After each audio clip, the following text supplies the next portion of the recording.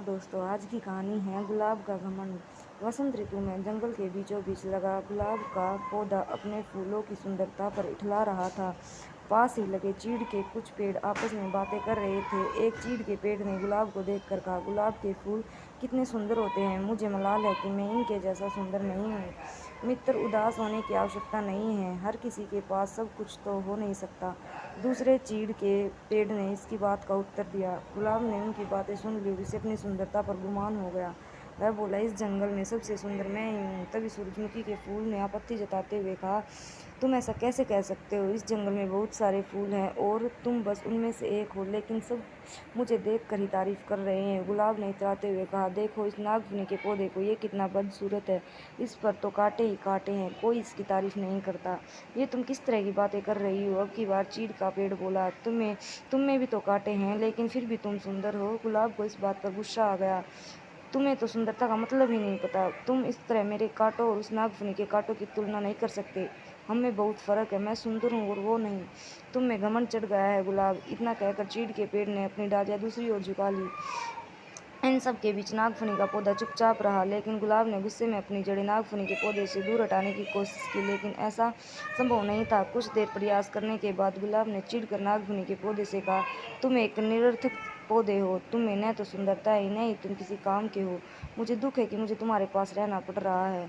गुलाब की बात सुनकर नागफनी को बहुत दुख हुआ और वह बोला, भगवान ने किसी को भी निरर्थक जीवन नहीं दिया है।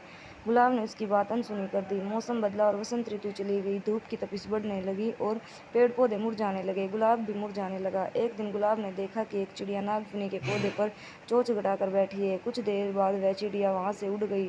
वह चिड़िया ताजगी से भरी लग रही थी। गुलाब को यह बात समझ नहीं आई कि वह चिड़िया नागफनी पर बैठकर क्या कर रही थी। उसने चीड़ के पेड़ से पूछा, ये चिड़िया क्या कर रही थी? चीड़ के पेड़ ने कहा, ये चिड़िया नागफनी के पौधे से पानी ले रही थी। ओह, लेकिन क्या इसमें इसके चोंच गड़ाने से नागफनी को दर्द नहीं होगा? गुलाब ने पूछा। अवश्य हुआ होगा, किंतु दयालु नागफनी चिड़िया को तकलीफ में नहीं देख सकता था। चीड़ के पेड़ ने उत्तर दिया, ओह, तो इस गर्मी में नागफनी के पास पानी है, मैं तो पानी के बिना सूख रहा हूँ। गुलाब उदास हो गया। तुम नागफनी से मदद क्यों नहीं मांगते? वह अवश्य तुम्हारी मदद करेगा। चिड़िया अपनी चोंच में भरकर तुम्हारे पास पानी ले आएगी। चीड़ के पेड़ ने सलाह दी। गुलाब नागफनी से कैसे मदद मांगता? उसने तो उसकी सुंदरता के घमंड में उसे बहुत बुरा भला कहा था, लेकिन तेज धूप में अपना जीवन बचाने के लिए आखिरकार एक दिन उसने नागफनी से मदद मांग ही ली। नागफनी दयालु था, वह मदद के लिए फौरन राजी हो गया।